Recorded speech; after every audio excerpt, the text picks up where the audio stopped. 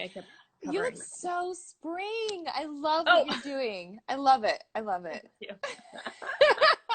Well, so let me give you a proper introduction because I know that some people might be following you and know everything, and some people might be following you and don't know everything. So we'll just give you a little rundown of just some of the stuff that you've done Okay. in your past life, which is, you know, everything from Top Gun 2, which I have yet to see, but I will.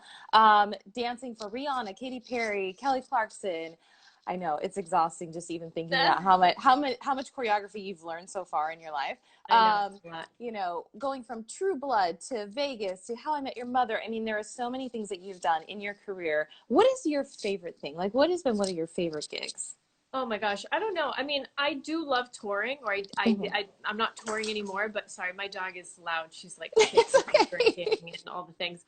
No, but I think ultimately, I mean, I just feel like I've loved every aspect of what I've gotten to do as a Mhm. performer. I love being on set. I love that juice that I feel like, stepping onto a set. I don't know, I just Mhm. love that feeling, but I also love stepping onto a stage, Yeah.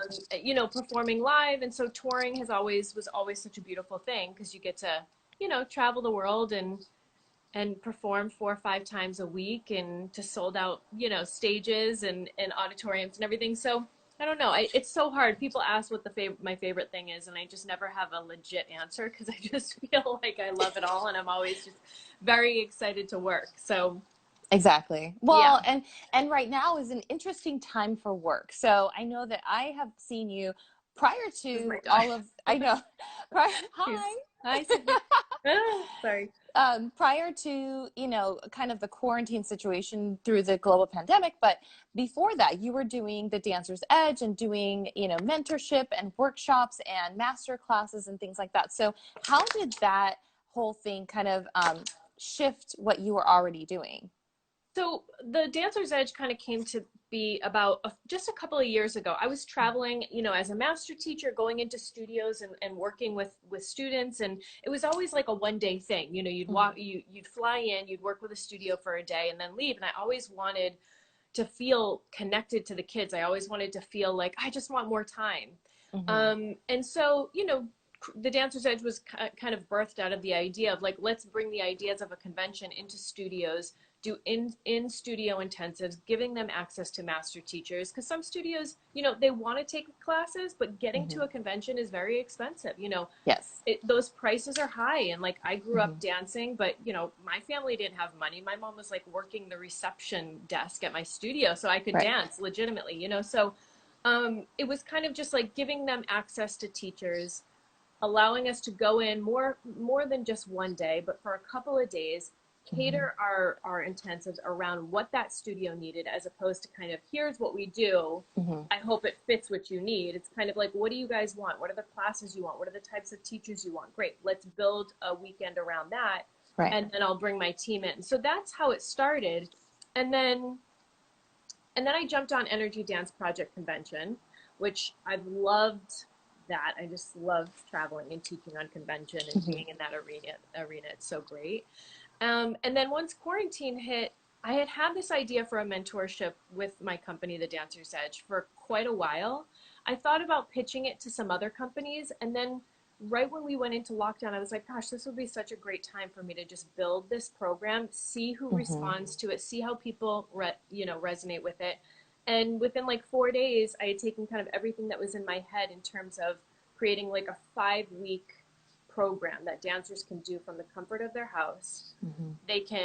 It will enrich them as artists, as human beings, give them a much deeper understanding of their dance history and dance education, empower them, Mhm. just give them life tools that I think are not necessarily taught in the studio right now, or are not necessarily harped on in the convention competition circuit, but Right. that I think are so important to build who they are as human beings. Because the more we build who we are, the more we can inform ourselves as an artist, the more they can take into their studio and into their performances and their creativity. So that's how the mentorship program was built. I have about 90 students in there right now, Mhm. which might not seem like a lot, but it No, is, it because is I'm constantly emailing them. They get like right. one-on-one access to me.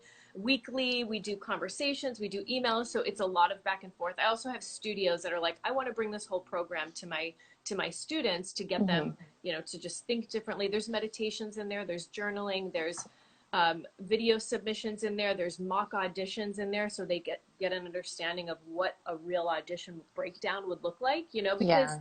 so much of what so much of what happens is like you're 17, 18, you move out into LA, New York, Chicago, wherever it is you want to be, and you're kind of just thrown to the wolves and nobody's really guided you or showed you like, here's the lay of the land, or this is what it's like, or this is what you're going to see when you get an agent and you get an audition breakdown, and what does all of this content mean, and how can you best prepare yourself, and how can you have tips to audition. So there's a lot in the program, and Mm-hmm. it's been, you know, beautifully received thus far, and it's allowed me to also just connect on a much more personal level with younger students, which I love to do. So Yeah.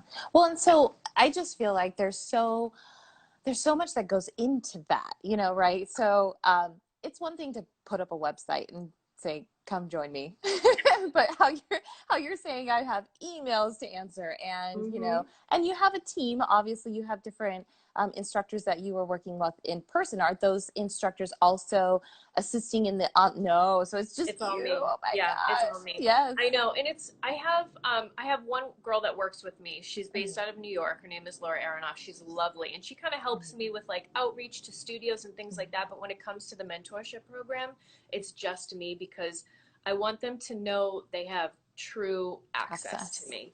And I Mm-hmm. think that's important because I've done online courses before just for like emotional intelligence and things like that, and you think you're getting that person that's Mm-hmm. built the program, and you're not actually getting access to them. You're getting the Right. program that they've built, but that's where it ends. And I wanted to make sure that they understand, you get, when you get this program, you also get me. So Yeah. it's nice because every week they have to turn their work into me. They have to share what opened up, what they're learning, what their takeaways are. I expand upon that to get them to, Mm-hmm. you know, think even more in a deeper way of what they've already shared with me. And then on top of that, I get emails from them constantly about like, this is what's going on with me, or I have this audition coming up, and I hop on FaceTime with them and we work the audition. So it is a lot, but I feel like during this time in quarantine, it's also a blessing because I'm able to connect with them in a much deeper way than I would have been able to before, because we just have the time. Right, exactly. And so Yeah. when you're looking at different avenues forward, you know, I've seen online, you know, some studios shied away from doing virtual classes, and then now some are doing both, you know, well, I think LA's kind of going back into quarantine, but I know. but some are doing virtual and hybrid. Do you see yourself, you know, maintaining this level of connection with students once we kind of get back to whatever will be the new normal? I mean, I don't know how your time will go. I mean, I like to tell my students, I'm like, I'm always available to you. Mm-hmm. And that's what's so cool and different now than it was when we were training. You know, you didn't have Mm-hmm. access and Instagram and Facebook and all these ways to connect with your favorite teachers or your mentors. You couldn't just send them a message, you know? So I'm kind of like, I'm here for you. We're all here for you.